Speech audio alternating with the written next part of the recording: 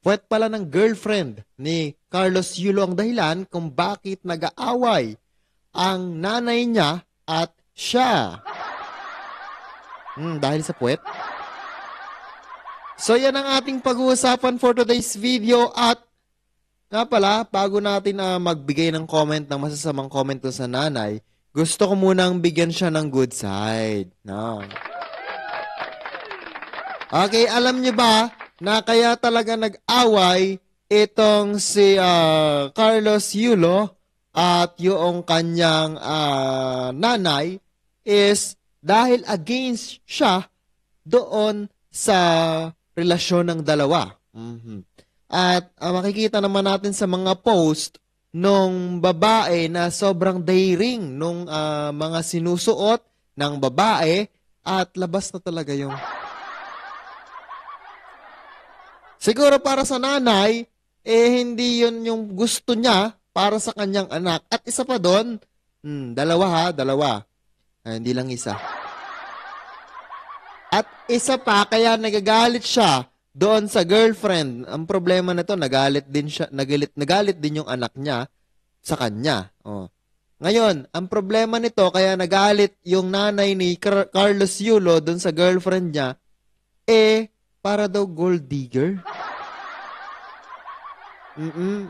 Yun yung balita ko. Okay? Kasi masyadong maporma itong babae, kahit suportado itong si Carlos Yulo, halos lahat daw ng pera noon. Ewan ko lang ngayon. Noon ay halos lahat doon niya ibinibigay. At nagalit itong si Carlos Yulo dahil pinakaialamanan ang pera niya na napanalunan niya nung nakaraan, nung mga COVID pandemic na yan, yung mga ilang taon na lumipas, ay pinakaialamanan ng kanyang nanay yung pera at ipinagawa ng bahay. Nagalit itong si Carlos Yulo. Okay, so sabihin na nating respeto. Respeto dahil pera niya nga naman yung kung tutusin, di ba? Ang problema lamang, nanay niya yon, alam niya kung saan dadalhin yung pera. So dahil minor de edad pa tong si Carlos Yulo at that time, he was 15 years old at that time and nasa poder pa ng kanyang nanay. So meaning, halos lahat ng pera na papasok sa kanila ay nanay, syempre ang mangangasiwa. Di ba? Hindi girlfriend. Kaya nagkagalit, nagkaaway, doon nagkaroon ng mitya itong dalawa, itong nanay at si Yulo. Nanay at si Yulo? Nanay at si Carlos Yulo. Okay. At ang masama pa dito, until now, ay nagkakagulo pa rin sila. Ang problema kasi nito, yung nanay niya, ang chinicheer, yung Japan, yung kalaban ni Carlos Yulo. So ngayon, nagbigay ng reaksyon itong nanay niya. So panoorin natin itong ginawang video ni Artista PH na may pamagat na Carlos Yulo versus Family. Girlfriend ang dahilan? Girlfriend nga ba ang dahilan or puwet ng girlfriend ang dahilan? Okay, so naniniwala ba kayo dun sa mother knows best or mothers knows best? Kung naniniwala kayo dyan, comment down below. So siguro ginagawa niya lang yon para sa ikakabuti niya. Ang problema lang ay nagalit itong si Carlos Yulo kaya hanggang ngayon ay magkaaway pa silang dalawa. So, pero ang maganda lang dito, sinasamahan ng girlfriend niya, chinicheer niya hanggang makarating sa laban, no? Kahit magkaaway silang dalawang mag-ina, ay nandyan yung girlfriend niya. So ngayon, panoorin na natin itong ginawa ni Artista PH. Ang pamagat niya, Carlos Yulo versus Family. Girlfriend ang dahilan or puwet ang dahilan. So kung bago ka pa lamang sa aking YouTube channel, subscribe mo na yan. This is Boy Sausaw, ang Sausawero sa issue ng iba. At wag na nating patagalin pa, let's go! Manood na tayo! Anong ganap sa mundo ng showbiz? Pinag-uusapan ngayon sa social media ang tagumpay ng gymnast na si Carlos Yulo. Siya ay nanalo ng medalyang ginto sa ginanap na Bago natin pagpatuloy, gusto ko munang mag-congrats dito kay Carlos Yulo dahil nasungkit niya ang medalyon na ginto. Mali yung napindot. Ituloy natin. Paris Olympics 2024, kahapon, August 3. Maraming Filipino ang nagbunyi sa pagkapanalong ito ni Carlos dahil nagbigay siya ng karangalan sa ating bansa. Ganun pa man, tila may hindi masaya sa tagumpay na ito ni Carlos at ito ay walang iba kundi ang mismong pamilya ng gold medalist. Napataas ang kilay ng netizens sa naging reaksyon ng ina ni Carlos na si Angelica Yulo kung saan nagbunyi ito nang manalo ang Japan laban sa kanyang anak na si Carlos. Caption ni Mrs. Yulo sa ibinahaging post, "Japan pa din talaga, lakas." Maging ang kapatid ni Carlos na nagngangalang Joriel Gel Yulo ay may parehong post para sa Japan. Sa post ni Joriel Gel noong August 1, makikita ang kanyang pagbubunyi sa winning moment ng Japan kung saan natalo si Carlos. So makikita natin dito na yung pamilya niya ay parang itinatakwil na siya, di ba? Ang sakit nun. Ang sakit bilang anak or bilang kapatid na yung tanging pamilya mo walang tiwala sa iyo na mananalo ka at parang hindi ka nila pamilya, 'di ba? Ewan ko ba? Bakit ganito ang nangyayari sa buhay nila? Sa sunod-sunod na post ni Mrs. Carlos noong August 2023, mababatid ang mga di umano'y patama nito sa anak na si Carlos. Makikita sa mga Facebook posts ni Angelica ang mga mapagmahal na mensahe nito para sa kanyang mga anak na sina Joriel Gel, Carl, at Eliza. Nakagaya ni Carlos ay mga gymnasts din. Pero kapansin-pansing hindi kasama sa mga ipinupost niya ang mga tagumpay ni Carlos. "I love you already when you were in my tummy, and I love you even more when I first laid my eyes on you. No matter how you age, you're still my forever babies. Heart, heart, heart, Joriel Gel Yulo, Carl Yulo, Eliza Yulo." Halos isang taon na ang nakararaan buhat ng ibahagi ni Angelica sa social media ang kanyang saloobin noong August 11, 2023. Mapapansin na ang tatlong anak lamang niya ang binanggit dahil wala na naman ang pangalan ni Carlos. Saad ng ina ni Carlos, "Ngayon ko na-realize, haha. Dati very vocal ako na akala ko si Joriel Gel Yulo ang papatay sa akin sa konsumisyon at si Carl Yulo ang magiging pasaway pagdating ng araw dahil grabe ang mga binibigay sa akin na konsumisyon. Mali pala ako, dapat pala di ako naging judgmental. Expect the unexpected, sabi nga nila, haha. Thank you sa tatlo kong anak Joriel, Eldro and Eliza Yulo. Sila yung constant na nangangamusta sa akin at sila din yung palaging nag-comfort sa akin. Mahal ko kayong tatlo." Noong August 15, 2023, Ang problema lang dito sa nanay na to, 'di ba? Ang gusto ko lang sabihin, masyado niyang pinapublic yung family problem na hindi naman dapat malaman ng iba ay ipinapaalam niya pa sa iba, 'di ba? Ewan ko ba kung bakit pati yung publiko ay dinadamay niya sa problema ng kanyang pamilya. Ngayon, kung problema lang ng pamilya niya, dapat hindi niya na yung dinadamay pa, 'di ba? Kasiraan 'yan sa pamilya niyo, kasiraan 'yan sa angkan ninyo, hindi lang sa nanay at saka sa anak, kundi sa buong angkan nyo, kasiraan yan sa buong angkan ng Yulo family. Dahil hindi maganda yung ugnayan ninyo, nasisira na yung buong Yulo family dahil sa ginagawa niya, kahit maliit na problema, sabihin na natin mali, sobrang liit lang po ng problema na to kung tutuusin dahil family problem, yan po ay nasosolve lang sa loob mismo ng tahanan, hindi po sa labas ng tahanan niya nasosolve. Tuloy natin. muling nagpost si Angelica ng nararamdaman nito bilang isang ina na tila patungkol na naman kay Carlos. "Hindi ko din ginusto na maging anak ko kayo, but I don't have any regrets for having you in my life. At an early age I became a mom, tapos walang kaalam-alam sa lahat ng bagay, even how to earn money for a living, lakas lang ng loob ang meron ako, at syempre yung pagmamahal ko sa inyo. Hindi ko man naibigay sa inyo yung luho ng material na bagay, pero I made sure na hindi kayo magugutom, at di din mahuhuli kahit papaano sa uso.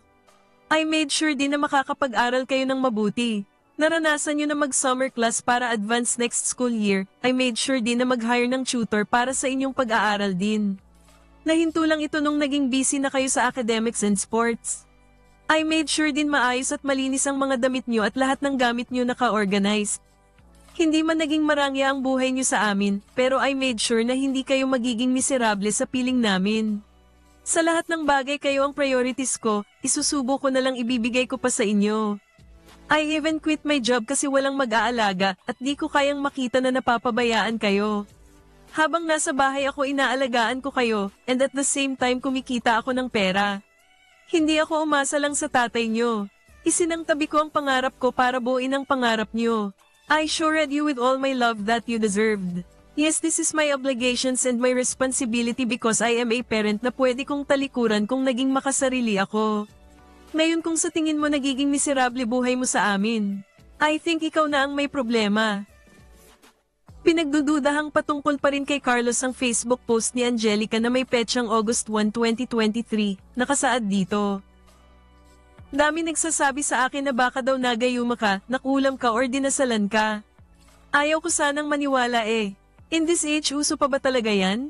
Kaso parang mukhang totoo, dahil baka pati sarili mo di mo nakilala. Manalaman ka at limiin mo maigi lahat-lahat. Masyado ka ng mataas, baka dumating ang araw sumadsad ka sa lupa. Kung matatandaan, unang naiulat ang hindi pagkakaunawaan sa pagitan ni Carlos at ng kanyang pamilya noong taong 2023.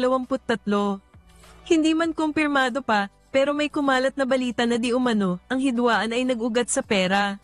Sa exclusive interview ng Bombo Radyo, ipinaliwanag ni Mrs. Yulo ang dahilan ng hindi nila pagkakaintindihan ng kanyang anak na si Carlos Yulo. Ayon dito ay walang katotohanan ng alegasyon laban sa kanya. Sinabi ni Mrs. Yulo na kapakanan ng kanyang anak ang kanyang iniisip. Kinuha, hindi naman po yun talaga totoo. Kasi, nakuha naman ni Kaloy ng buong buo sa BDO yung pera niya na nagkakahalaga ng 11 million. So, nakuha niya yon. Nagpasa siya, since hawak ko yung passbook niya, no, nagpasa siya ng affidavit of loss, got it notarized, tapos pinasa niya sa BDO dito sa Maynita. So, syempre, sa kanya lang nakapangalan yon, no? Kaya, may right talaga siya na kunin yung pera niya. Kaya lang kasi, hindi ko ini-expect sa ganong paraan. Kasi, binigyan ko pa siya ng benefit of the doubt na kukunin niya sa amin ng maayos. Na ibibigay naman namin. Kasi unang-una, kung hindi ko siya ibibigay kasi kung after ako sa pera niya, no? December, as far as I remember, December 2022, nagpunta kami ng... Wait lang. Ito yung wag na wag ninyong pag-aawayan sa pamilya nyo.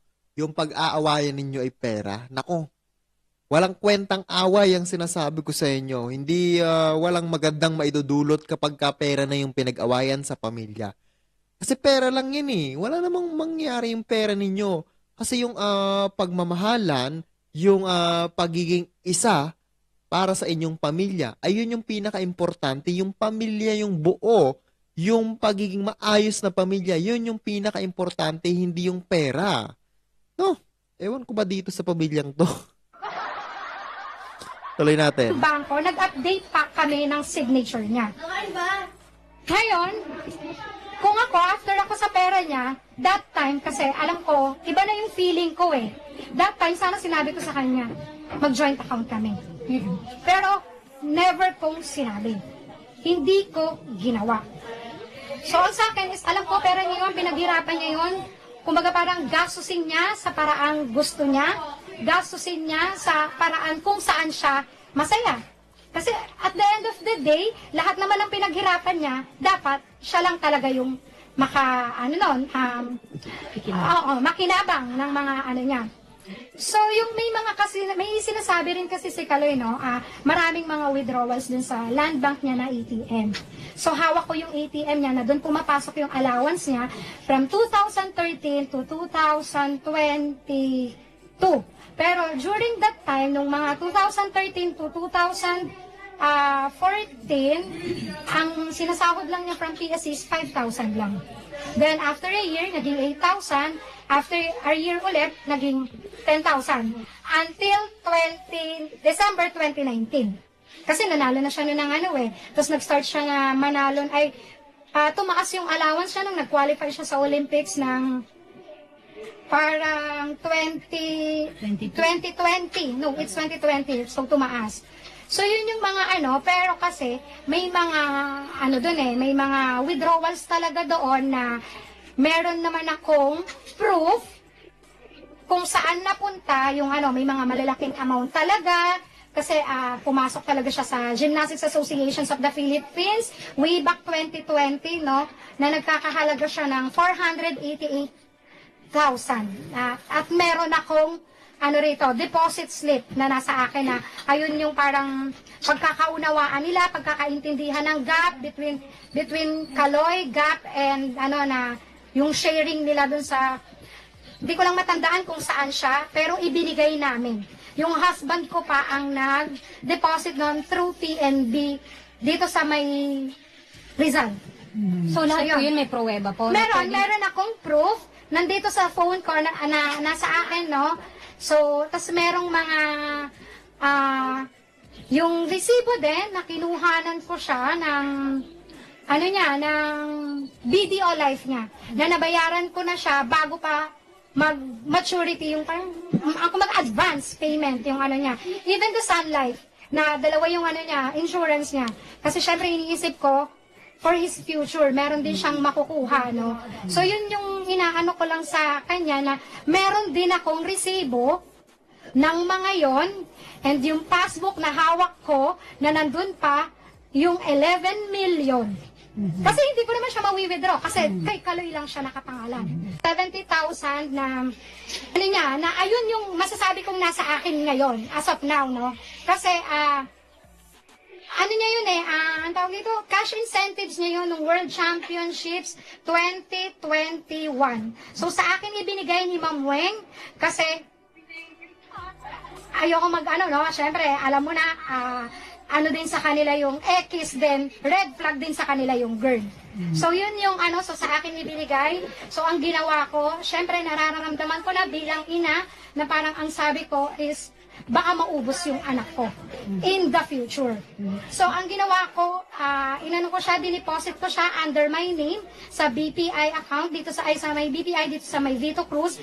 Then, pinahold ko siya, ginawa ko siyang bond for credit card. Na nung nagkaroon kami ng diskusyon ni Kaloy, pinuntahan ko agad yung BPI kung paano ko siya pwedeng isoli yung credit card para ma-withdraw ko yung pera niya. So unfortunately, kailangan ko ng 2 years para ma-withdraw ko siya. Otherwise, kasi magpe-penalty ako. Tapos, for pa daw yon, sabi nila, for approval pa.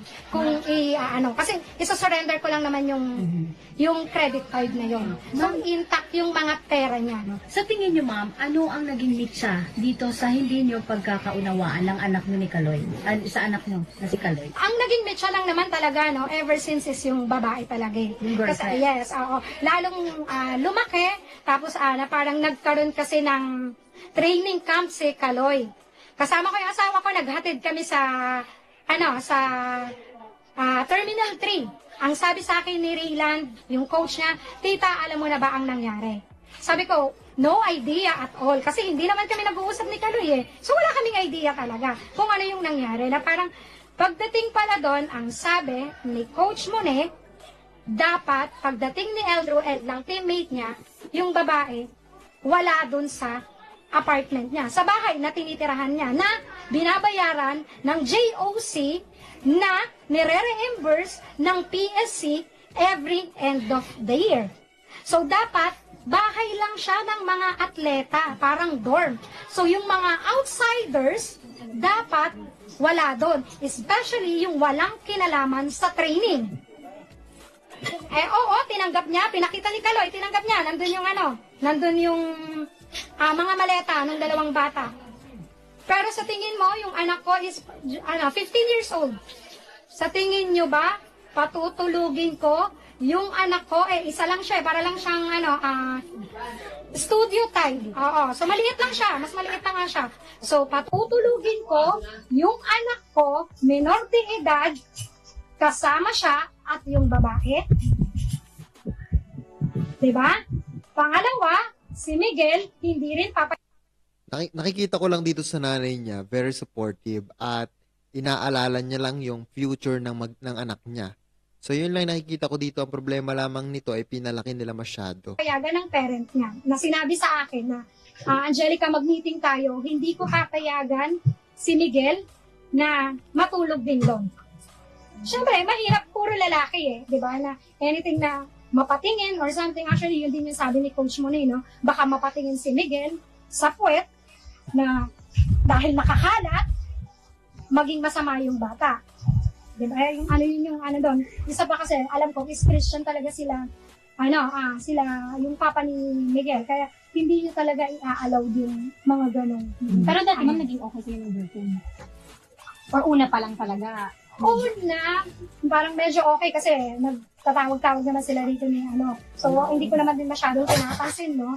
Na parang okay lang, na parang, then nung nagkita kami rito, tapos parang feeling ko, nilalayo niya sa amin si Kaloy na, alam ko gusto nilang makasama. Gusto niyang makasama si Kaloy. Gusto rin siyang makasama ni Kaloy. Pero syempre kasi, pamilya kami.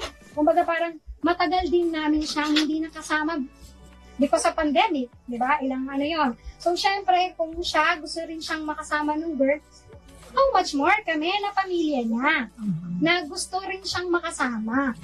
Even yung mga kapatid niya, kasi talagang medyo nalulungkot lang, no? Kasi sobrang close silang magkakapatid. Pero after nung nangyari yung namin ni Kaloy, so parang even yung youngest ko, yung eldest ko, yung medyo si Eldrew, medyo ganun-ganun lang yan Hindi ganun kalalim, katulad ng sabi nga nung teacher ni Isa nung nagkausap sila sa palarong pambansa na sobrang malalim yung galit na nararamdaman ng youngest ko kay Kaloy. Ma'am, mensahe nyo na lang kay Kaloy, ma'am, ngayon. Kung... Mensahe, ano bang mensahe? Mabibigay ko sa kanya. Na parang kasi lahat naman sinabi ko na no? Kung hindi naman niya ako paniniwalaan, wala naman akong magagawa Basta ang alam ko, sabi ko nga, dahil sa konsensya rin namin ng asawa ko, na wala kaming ninakaw, wala kaming ginalaw na pera niya. Siguro meron portion na hindi man lang sabihin mong aaray yung bulsa niya. Na parang kasi naman namin ininvest sa bahay ng para, diba, na makita din niya na eto, kahit paano. Sa bahay ma'am, pwede niyo pong yun yung sa bahay na pwede mo masabi na, may remembrance ako sa pera ko. Kasi yan ang sinasabi ko sa mga anak ko. Every time na magkakaroon sila ng cash incentives, malaki o maliit, sinasabihan ko sila na bumili kayo yung merong maaalala nyo na ay galing to sa palarong pambansa, ay galing to sa ganito kong cash incentives, ay galing to sa Pero tila full support naman ng kanyang amang si Mark Andrew Yulo na nag-comment pa sa kanyang post 2 weeks ago. Go for gold. Sabi nito, nireplyan na mamito ni Carlos ng, let's go pa. Anong pangamdam, champion yung anak mo sa Olympics? Saya kasi matagal ng panahon niyang inaano ni Kaloy, nire-ready kasi simula nung 2020 Japan Olympic. 4 years yung tiniis yan. Talagang pinagpagura ng bata. Deserve niya yan. At saka talagang maraming dugo at pawis yung pinaghirapan ni Kaloy. Talagang gusto niya makuha yan. Ikaw, bilang tatay, anong mo? Okay naman, masaya po. Thanks God po. Yun lang po. Labang Pilipinas. Ipinaliwanag naman ni Mr. Yulo kung paano nagsimula si Carlos sa kanyang sports. Dito siya sa bahay. Kasi pinapasyal siya ng lolo niya. Doon sa playhouse. Doon sa tumbling lang doon. Sila magpipinsan. Yung nakakita sa kanila parang atleta. Ipunta niya sa Rizal Memorial. Doon sa mayan. Gymnastic. Ayun, ni Kaloy yung training ground. Nasayahan si Kaloy. Ayun na, dumibigay na sila sa playground natin. Doon na playground na. Nakala niyo ba, sir, na ganito laki yung ma-achieve niya mula nung na nakita mo tumatumbling lang siya? Ay, hindi ko akalain ganito. Yung lumalaban na siya yun na parang nagugustuhan ng bata. Nalilibang siya sa mga medals. levels na. Maganda, baka kung yung mga bata kasi dito, ngayon, puro computer. Takbo wala sa loob. Iba kasi yung pinalaki mo yung mga bata pag may disiplina. Kailangan talaga disiplina sa bata. Ito kasi yung yung bahay namin dito, looban kasi ito eh. So, meron pa ba kayo ba gustong sabihin kay Kaloy ever? Kaloy, God bless you. Congrats sa laban mo. Sana mag-banding tayong ng mama at mga kapatid. Pag-usapan natin yung mga magagandang bagay. Sir, buong pangalan niyo na lang po. Ako po si Mark Andrew Yulo, tatay ni Carlos Edriel Yulo, Nava, Pilipinas. Basta sa amin lang yung pagmamahal niya. Bilang magkakapatid sila. Kahit wala na yung pera basta magbalikan lang kami. Kada December, magsimba kami. Magbanding sa pagkain. Okay na yun kahit wala nang financial. Basta mag-usap lang kami ng banding. Ayos na sa amin. Love, peace. Okay na po yun. Okay. So, nabanggit mo yung mga kapatid niya at pareho silang mga gymnast din. Meron ba siyang pangarap na gusto yung mag-team silang tatlo? Yun. Yung pangarap ni Kaloy, magkasama sila sa 2028 Olympic magkakapatid. Wow. Ayun ang pangarap ni Kaloy. Pangarap silang tatlo. Kailan niya yung sinabi, sir, sa inyo? Then, tuwing magte-training sila, uusap, nagbabanding yung magkapatid. Lalo si Drew kasi kasabay si Drew sa training. Oo. Sa babae kasi iba yung coach ng babae sa kay isa.